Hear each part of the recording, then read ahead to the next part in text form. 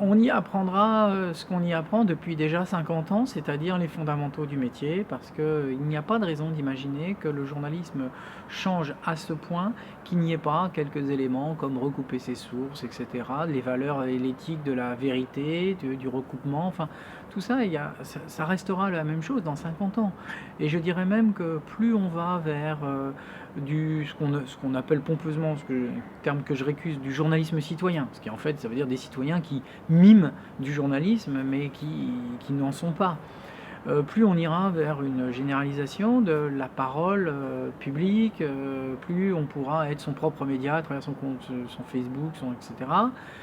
Plus on aura besoin de journalistes pour justement trier le bon grain de livret, pour justement labelliser, dire ça c'est vrai, enfin en tout cas c'est supposé être vrai, on peut avoir confiance, etc. Donc il n'y a pas de raison d'imaginer que l'évolution soit telle que l'utilité sociale du journalisme disparaisse. En revanche, évidemment, les conditions d'usage ont été transformées. On le voit bien, on est rentré dans une logique de transformation très profonde avec la numérisation. Et moi, je défends la thèse qu'on n'est pas rentré, si vous voulez.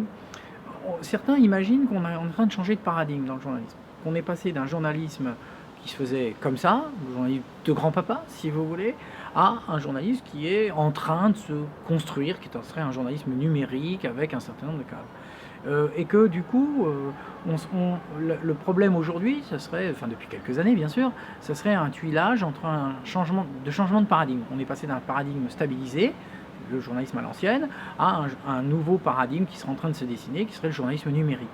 Pour ma part, je ne défends pas cette thèse. Je pense que c'est beaucoup plus déstabilisant pour vous plus tard quand vous serez journaliste professionnel, et pour les futurs élèves et les futurs enseignants au journalisme également. C'est que je pense qu'on est passé d'un paradigme stabilisé, qui avait vécu pendant un bon moment, à un paradigme qui serait un paradigme du changement permanent. Et du coup, je pense que pour s'adapter à ce type de formation, il faudra aussi travailler beaucoup sur des éléments de formation qui sont des éléments de culture de l'innovation, de la créativité, de l'apprentissage, etc., de façon à être dans quelque chose qui soit une dynamique de l'innovation permanente.